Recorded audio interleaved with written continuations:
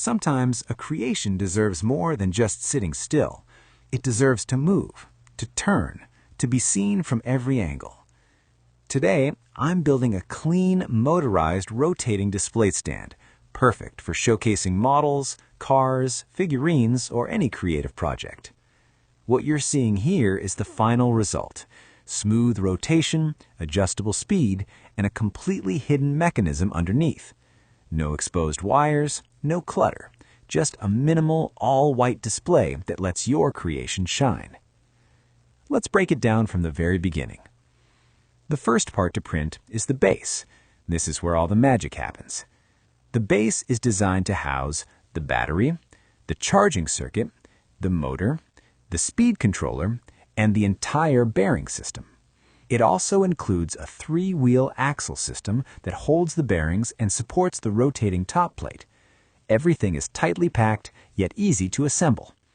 I printed this part slowly to ensure strength and accuracy, especially around the bearing mounts and axle slots.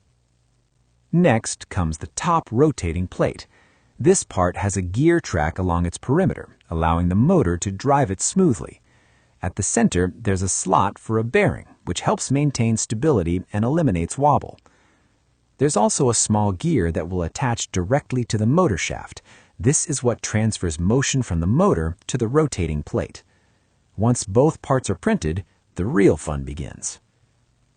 Here are all the printed parts. We have the base housing, the rotating top plate, the motor gear, and the bearing axles. Everything is designed to be press fit or slot fit, no glue required. Now let's go over the electronics and hardware. All of these are easily available online. You'll need a DC motor speed controller with knob, a single-axis gear motor, a TP4056 charging board, a miniature rocker switch, an 18650 lithium battery, and 608ZZ bearings, 4 in total. Simple components, but when combined, they create a very satisfying mechanism. Assembly starts with the bearing system. First, I install 2 bearings inside the base. Each bearing is placed into its bracket, and an axle is pushed through the holes, locking it into position. These bearings allow the top plate to glide effortlessly. Next, I insert the 3rd bearing into the center of the top plate. This bearing supports the central axis and keeps the rotation smooth and balanced. I now place the top plate over the base and give it a gentle spin. As you can see, it rotates freely and smoothly, exactly what we want. Now let's prepare the battery pack. I start by cutting nickel strips to about 15 millimeters in length.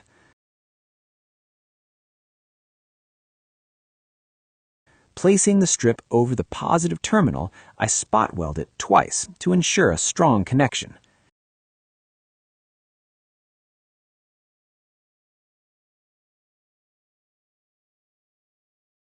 I repeat the process for the negative terminal. Spot welding is always better than soldering directly onto lithium batteries. It's safer and more reliable.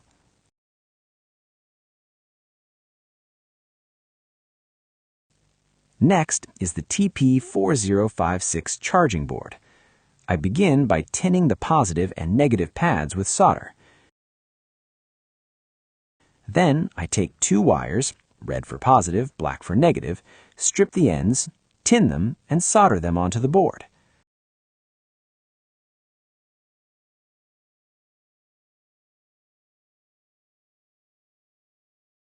The board is then attached directly to the battery using double-sided tape, keeping everything compact and secure.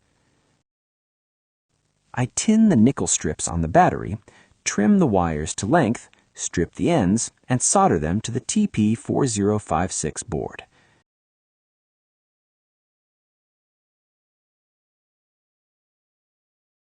Now the charging circuit is complete. Before wiring everything, I do a dry layout. I place the gear onto the motor into its slot, the speed controller in position, and the fourth bearing near the motor for support. This helps visualize wire routing and ensures everything fits perfectly. I tin the motor terminals and solder 2 wires, red and black.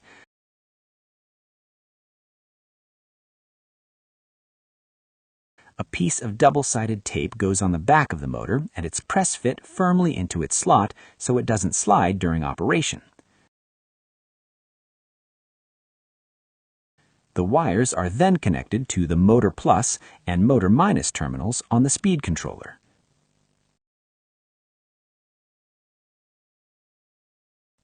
I solder 2 wires to the miniature rocker switch and push-fit it into the rectangular slot on the base.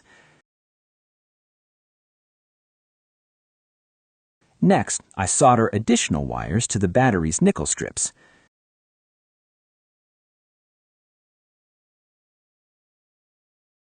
The positive wire goes through the switch. The switched output connects to Power Plus on the speed controller. The negative battery wire connects directly to Power Minus.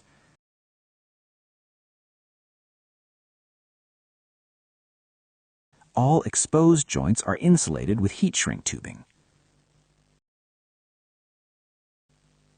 I flip the switch, turn the speed controller knob, and the motor comes alive. Smooth, controllable, and exactly as planned. I secure the speed controller with its nut, attach the knob, neatly arrange the wires, and tape the base into place.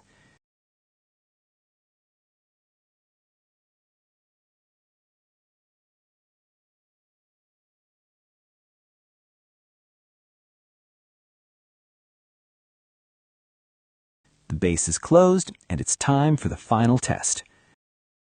With the switch on, the top rotates effortlessly. Speed is fully adjustable, no visible electronics, no distractions. Just a clean, rotating display stand, ready to showcase your best creations. This is one of those projects where engineering meets aesthetics. If you enjoyed this build, leave a like, subscribe for more maker projects, and let me know what you'd put on this display stand. Thanks for watching, and I'll see you in the next one.